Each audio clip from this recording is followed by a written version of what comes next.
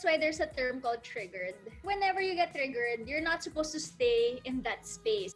Accept that you cannot change everyone's minds. I think one good important tip is to listen and not to react. Okay, game. You know how you have that group of friends that you can talk serious issues with? Sorry! Chely's taking a picture. You know how you have that group of friends that you can talk serious issues with? For me, this is that group. I would like you to meet Lynn, an educator, Anna, a marine conservationist, and Chely, a humanitarian. Hi, ladies. Taray ng humanitarian. We also talk about non-serious things, ha? Yeah. So just for the benefit of everyone watching, I'd like you ladies to introduce yourselves. Oh, beauty pageant. Nag-lipstick yung isa. Hi, I'm Lynn. I'm the co-founder of Paano. It's a school for underprivileged kids. And then I also work with B. We're co-founders of She Talks Asia, a women empowerment platform. Hi, I'm Anna. I am the Executive Director and Chief Marine of Save Philippines Seas, which is the movement to protect our country's marine and coastal resources. Wow.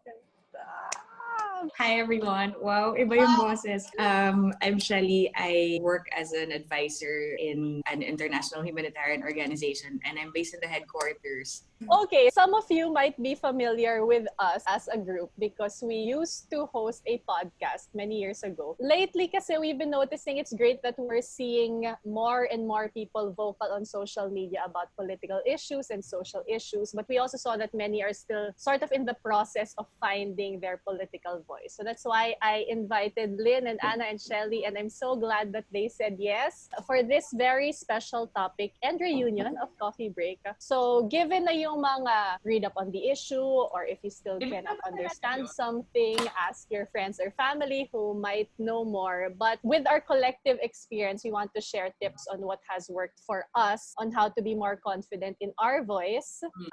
Yun, bitin, oo. What has worked for us in more confident in our voice? We have 5 tips on finding your political voice. Okay, so the first tip that we have for you is to get to know yourself. Diba? Napaka-cliche, but it's so true. Like, you have to really know what's important to you. What are you curious about? What makes you happy or what makes you angry? What are your non-negotiables? And we also have to recognize that this changes as you grow up. I mean, when I started in marine conservation, I was like, ban plastics, ban fishing of sharks. But then after being here for 9 years and talking to different kinds of people and stakeholders, the needle moves. You know, the science gets updated as well. We have to be open to changes in our stand as we know more information. Kinuha mo yung tip ko. Ako lang. Okay, May sequence. Number 2 is make your emotions work for you. I think this is very important, especially now that the issues are so polarizing. Daming nag-FO because they don't share the same views. Sobrang usong-uso ngayon, di ba? I think emotions in itself are very good because as Anna said, no, you have to know yourself, you have to know what you stand for, your values, and you feel strongly about something because it's aligned with your values or it threatens your values. Pansinin mo yun, di ba? Nagagalit tayo kapag may something na hindi tugma dun sa pinaniniwalaan natin or yun yung pinaniniwalaan natin, so gusto natin siyang paniwalaan rin ng ibang tao. Yes. Now, the reason why that can be dangerous is because, I don't know if you've heard of this term called confirmation bias. Yan talaga pag silid mo yung lagi akong may baon. Baka may statistics na yun mamaya. According to our research, yan.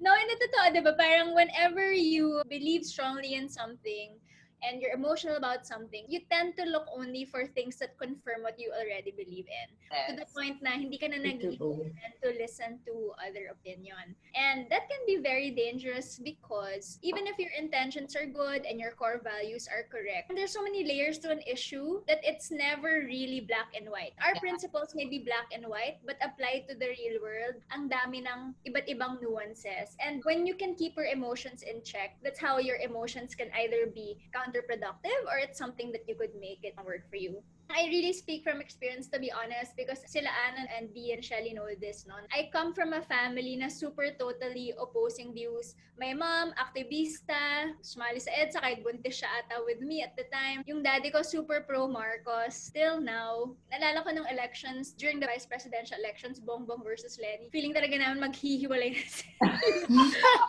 Grabe yung mommy ko, nag-login din sa Facebook ng daddy ko, pretending to be my dad. Oh, wow. God! Parang sila Am yung I allowed perfect guest to- for this Am I episode. allowed to post? I know! Going kasi, Lynn, baka maghiwalay na tuluyan yung parents mo pag i-post to ni B.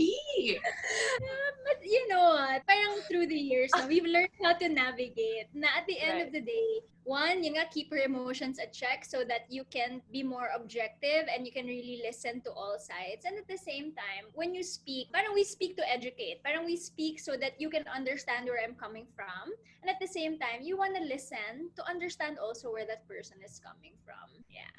Meron akong nabasa about listening to your emotions because being aware of how your body responds to the feeling. Para ka bang naiiyak or is it something in your gut? If you try to see what patterns there are, maybe it will help inform you, going back to Anna's point, a bit more about yourself. Parang, di ba, that's why there's a term called triggered. Na-trigger Correct. ako. Mm-mm. Whenever you get triggered, you're not supposed to stay in that space. You're supposed to ask yourself, teka lang, bakit nga ba ako na-trigger nun? I-unpack mo. Yes, you unpack it. Para hindi ka rin maging slave sa emotions mo.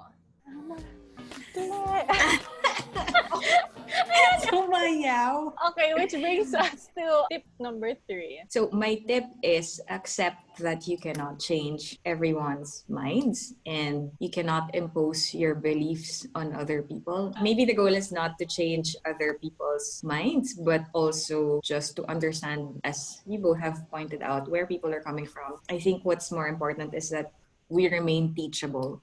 Because we're also, in whatever issue it is politically, there are so many things that are woven dun sa issue. So someone may be coming from their economic history, growing up, how their family or their community was treated, all these things that bring different intersections to your identity.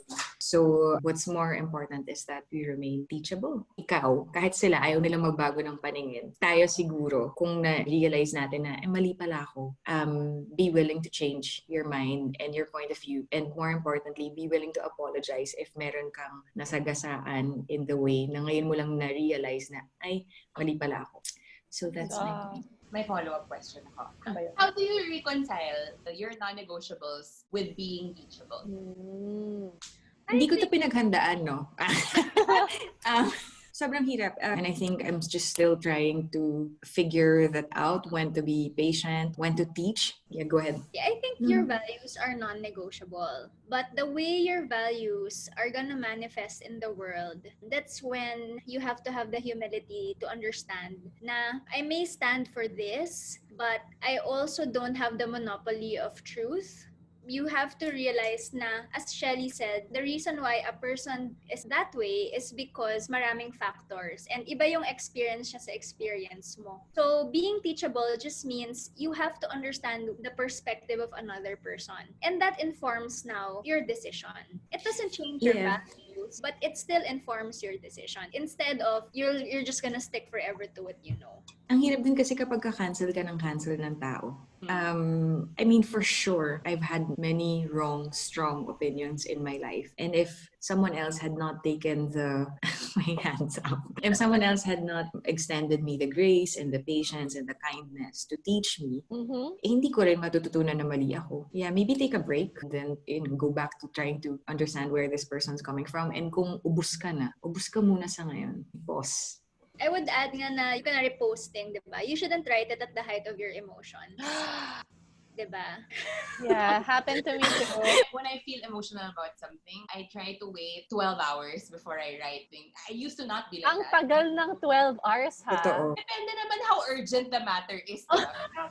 Tapos na yung petisyon. But I used to react so quickly, right, in the heat of emotions, which has hurt a lot of people. So now I try to wait, 4 hours.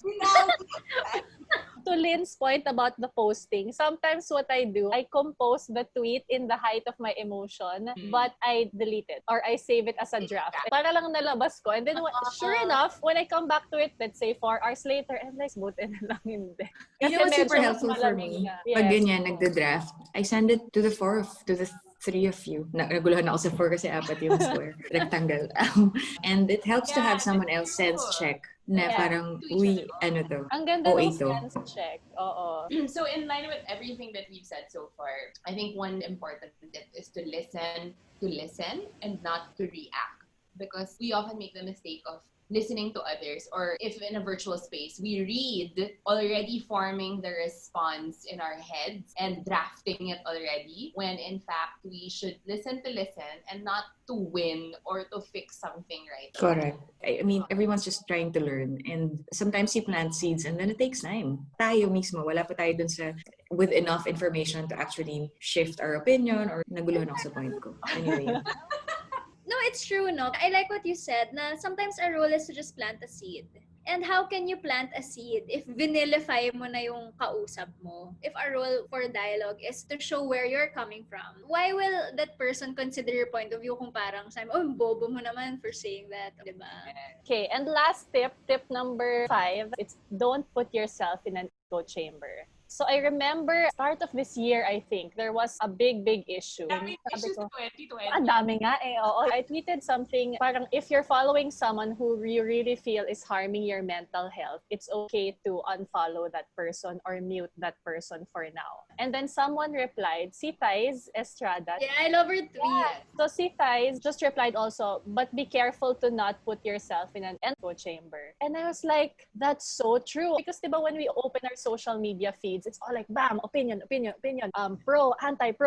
And it's so hard to think, ano ba yung opinion ko? Kasi there's so much going in. And it's so true that even if you feel that you want to unfollow or mute those you don't agree with, I think everyone touched on it, na it's so important to see where the other side is coming from. I learned that early on in my first ever show called Why Speak. So it's a debate show. Literally, there are 2 sides. And when you listen to both sides, valid pareho, but they're on opposing sides. So it's so important to listen to both sides. And you can do that only if you, in terms of social media and the people you surround yourself with, make sure there's some sort of a balance, hindi puro one side. And parang I also think we have to fight against false dichotomy. Just because you're not on my side, it doesn't mean you're the other side, right? Ka na rin now, apply to our political context. Just because I don't agree with the side of the DDS, it doesn't mean that person is automatically dilawan, right? That's false dichotomy na parang yun lang yung options mo. I think we have to be very careful about that. Na the reason why also the world is so polarized is because we make it that way. Yung We label each other. It's either you're for us or against us. When in fact, it's not. Your political opinion, it falls within a spectrum. Yes. Diba? So how have we stayed friends for 8? Plastikan lang to eh. Charot. How have we stayed friends for 8 years despite not always agreeing on different issues? Oo nga ba? For me, I think because we respect each other as individuals and we respect each other as friends. And we understand or try to understand where each one is coming from. And that love and that bond we have is thicker than the political issue. We have, like, the 4 of us, we always say, diba, as a true friend, mali ka. Or as a true friend, yung gusto mong gawin is really just for your ego, not your cause. I think this has helped us stay friends in that there are difficult conversations to be had. But as friends, you also have to hold each other to a higher set of standards. Because that's love, diba? For me, that's friendship. Hindi yung, Friends don't always have to agree eh. Yes. That's a misconception. Also, I think we're very patient with each other's life season. I think that's also something that's important. We won't always be on the same page. or that when you keep in touch, pare-pareho kayo ng sinasabi. Yeah, actually, that's what I was gonna say. Diba, I started this conversation by saying there's that set of friends that you talk to about serious things. Kasi this is not our main barkada. All of us own separate. Oh my God, hindi ba? Medyo na-hurt ako. What I mean to say is that set of friends that you can Bawiin mo na maayos ko, Bianca Gonzalez. There is that set of friends that you can talk to about serious issues. Some are not comfortable. And I think all of us have to have this set of friends, to Chely's point, that you can have the difficult conversations with. Because, for example, I open up an issue in the chat group. I'm always excited to hear what input you have to say because, ganun pala yun. I'm always eager to learn from you three. Yun lang. Nabawi ko ba? Approve. Add to cart. Approved by the committee. Thank you, Lynn. Thank you, Anna. Thank you, Chely, for your time. I hope those who listen to this conversation, if you are finding your political voice, I hope the tips help you. I like the title is Finding Your Political Voice because it's present tense. You're always going to continue finding your political voice. There's no finish line. I love that. Thank you so much, girls. Thank you to everyone who watched. We hope that helped. Thank you. Bye. Bye!